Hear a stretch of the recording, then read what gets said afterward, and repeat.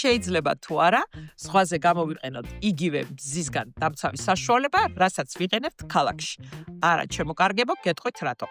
თუ თქვენ მიეგზავრებთ ზღვაზე, მაშინ მიაქციეთ ყურადღება მზის დამცავ საშუალებებს, რომელიც იქნება პირველი წყალგამძლე, მეორე საკმაოდ მაღალი ფაქტორი, დაცვის ფაქტორი და მესამე ექნება დამატენიანებელის ფაქტორი.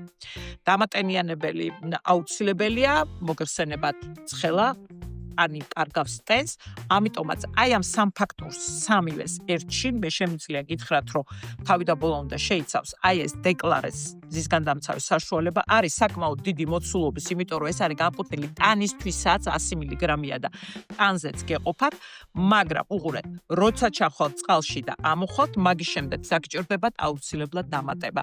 აი თუ არ გინდათ რომ ეს მეორეჯერ გადაისვათ, შეგიძლიათ გამოიყენოთ სპრეები, რომლებიც უფრო მოხერხებულია ამ მომენტში, რომლითაც თქვენ განაახლებთ თქვენ დაცვა. ასევე შეგიძლიათ სპრეები გამოიყენოთ ქალაქში, დღის განმავლობაში, როცა თქვენ გინდათ განაახლოთ თქვენი SPF-ი. აბა ჩემო კარგებო, ძალიან კარგ საფრთხეს გისურვებთ.